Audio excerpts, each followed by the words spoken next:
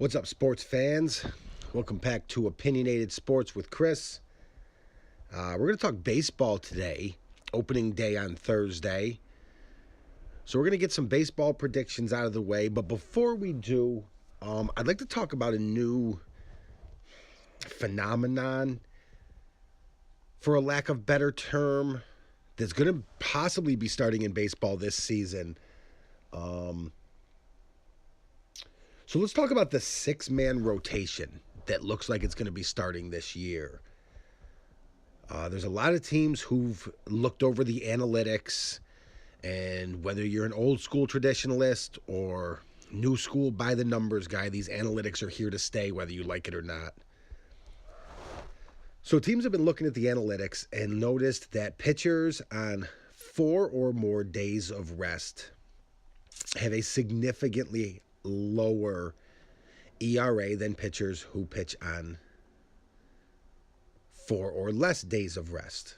I apologize. It's more than 4 days of rest or 4 or less days of rest. So if you rest 4 days or less, your ERA and home runs per inning pitched and all the other analytic statistics are significantly higher than if you rest 1 extra day or more. Cole Hamels has publicly spoken out against this. He says this is not a part of baseball, and his body is trained to be on a 5-man rotation, and losing a day in between each start will make him rusty. And I understand where the pitchers are coming from on that aspect, that, it would make you rusty. But I don't necessarily agree with the truth of it. The truth of the matter is Cole Hamels just wants to be on the mound pitching. And can you blame him? He's a competitive guy. So text in. Let me know what you guys think about the 6-man rotation possibilities for teams this year. Hit me up on the text line at 315-355-3699. Let me know what you think about it. I'll address some of this more as the season goes through and as teams start to utilize this more often. But moving on from there, it's time. Drum roll, please. I don't have a drum set. We're going to do the 2018 baseball predictions from Opinionated Sports. So I went through team by team. Not team by team, because there were some teams I didn't bother to look at, like the Miami Marlins. They're a dumpster fire. Why bother evaluating their success level? They're not going to make the playoffs, so I wrote them off. But for the most part, went through team by team, more in the National League than in the American League. So the American League seems to be there's a huge disparity and separation of talent there. So I'm going to go through the American League first, and I'll go through them a little quicker, because the National League seems to be a little more lumped together, and I may have a surprising pick or two for you guys in the National League. So here we go. Divisional winners in the American League are going to be, in a not shocking prediction to everybody, the Yankees, Indians, and Astros. They're without a doubt the 3 best teams in the American League. I think the Indians will be the first place team. I think they will take first place into the American League playoffs. The Yankees and Astros will be fighting for second, but it's almost irrelevant because you're going to have to play the Indians in the American League Championship Series. Going into the wild card, I like the Red Sox, even though they never did add that big bat they were looking for in the offseason. I like the Red Sox to finish in the wild card spot, and I like the Angels. I mean, let's be honest. I like the Angels because of the addition of, I'm going to pronounce this wrong, Shohei Ohtani, I believe is his name. If he turns out to be the stud that he's supposed to be, in theory, allegedly, there's nothing this guy can't do on a baseball diamond. He can pitch, he can hit, he can throw, he can field, he can run. Like, you have your, 5-tool guys, your Mike Trouts. This guy's allegedly a 6-tool guy. We'll see how he pans out. But if he does, because the Angels are going to be the ones to really start to implement this six-man rotation. They've talked about it because Ohtani only pitched once a week over in Japan. So we'll see how that works out with them. But this is the American League was pretty easy. Maybe the Twins can sneak in again, but I don't see them being able to outmuscle the Angels for that last wild card spot in the American League. So that leaves us with the National League. And let me tell you, the National League is deep, top to bottom. I have 1, 2, 3, 4, 5, 6, 7, 8. I have 9 teams in the National League that I had to wrangle back and forth about to who was going to make the playoffs. The division winners were, I think, pretty simple. They were pretty straightforward, like in the American League. I believe that the Nationals, Cubs, and Dodgers will win their divisions. And I think they will win them fairly handedly.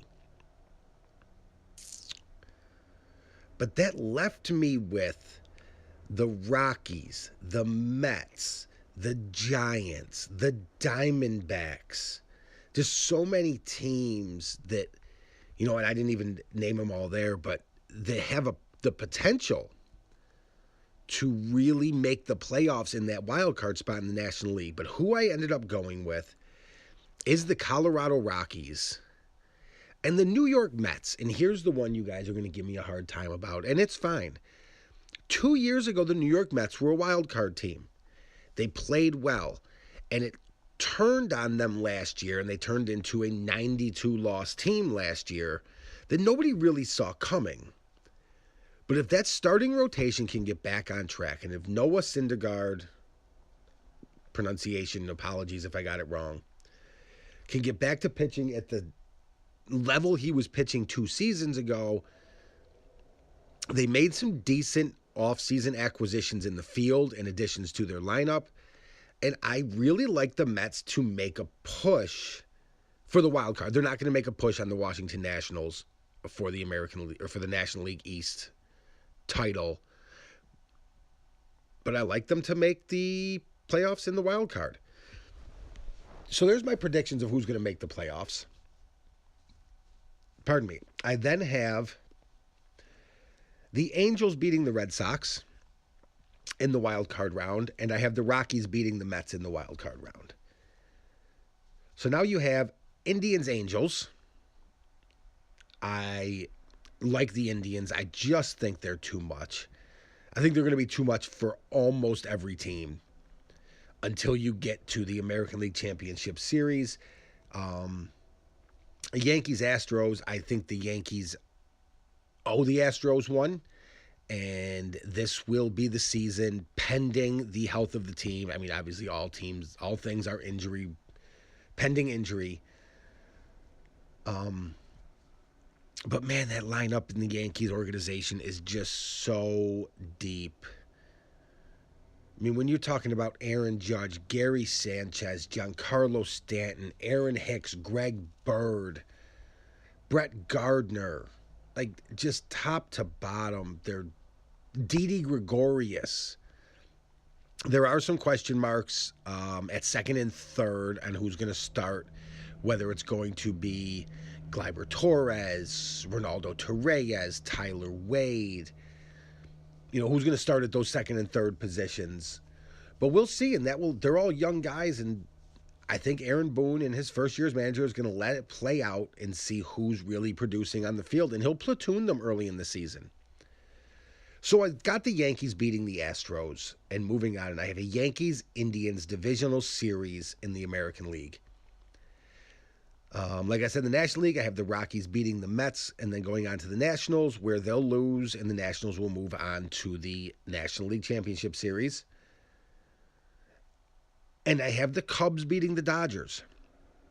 So I have a Cubs-Nationals National League Championship Series. The Nationals will win that 4-2, and moving on to the World Series.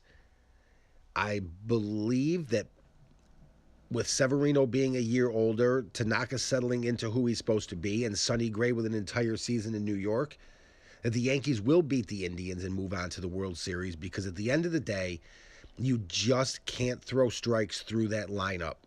Too many runs are going to cross the plate. And the Yankee pitching just has to be above average to get wins. You don't even need fantastic starting pitching. You can't have bad pitching. But even Jordan Montgomery at the back end of that rotation is a solid starting pitcher. So the Yankees move on 4-3 against the Cleveland Indians. So now you have the Yankees and the Nationals in the World Series. I'm not going to venture a World Series winning guess right now, but that's what I have. I have Yankees Nationals in the World Series, and that's what I like. That's my baseball opening day predictions for you guys. What do you think? Hit me up at 315-355-3699. This was Opinionated Sports with Chris. Check me out on Instagram Live on Fridays on opinionated_sports. Be Instagram Live every Friday night at 8 o'clock.